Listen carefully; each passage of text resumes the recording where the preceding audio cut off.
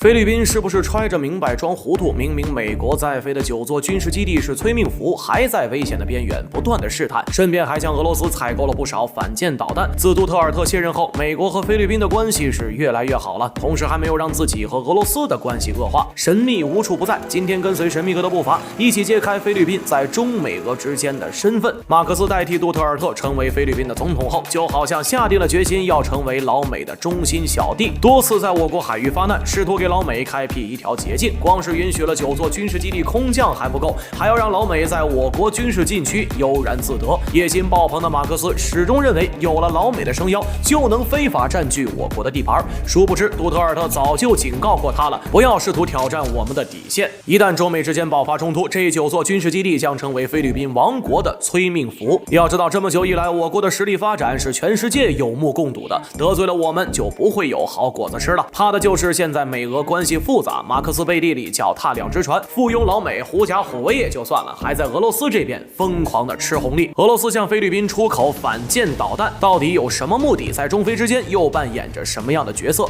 反舰导弹有多厉害？看看俄罗斯莫斯科号巡洋舰、英国西菲尔德号是怎么沉没的就行了。神秘哥就不多说了，在美国万般刁难俄罗斯的情况下，我国为俄罗斯开通了远东地区的赛道，经济上的合作从未停止过，而俄罗斯似乎在背刺我们，居然在关键时刻承诺年底把反舰导弹交付给菲律宾。这样一来，我们的处境岂不是很尴尬了？把钱给俄罗斯，俄罗斯花钱造反舰导弹，菲律宾买走反舰导弹，把弹头对准了我们，省掉中间环节，感情我们是自己拿钱打自己。这个时候，驻菲美军不就能坐收渔翁之利了？当然，还有一个关键人物不能忽视，那就是替俄罗斯造反舰导弹的印度。你以为美国封锁俄罗斯，印度还大张旗鼓的买俄罗斯的天然气，是真的不把美国放在眼里吗？那还不是不能跟钱过不去。往深一点说，就是印度觉得自己是大国，想方设法的要在中美俄之间插一脚，多刷刷存在感。那么俄罗斯呢？关键时刻反水也拿不到任何好处，为何还要这么做呢？因为我国的地盘上石油资源十分丰富啊，俄罗斯早就和菲律宾达成共识，非法开采石油赚得盆满钵满了。菲律宾可真是揣着明白装糊涂，明知美军基地是催命符，还不忘购买俄的反舰导弹。与其说在马克思的统治下，菲律宾在我国地盘上愈发嚣张了，还不如说世界霸主美国正在下一盘大棋，菲律宾沦为了大国之间的竞技场。在美国和俄罗斯人撕破脸皮做仇人的时候，菲律宾就在扮演着土耳其和印度的角色，而他们之间最大的区别就是菲律宾和我国很不对付，而老美跟俄罗斯对着干的时候，坐收渔翁之利的是我们。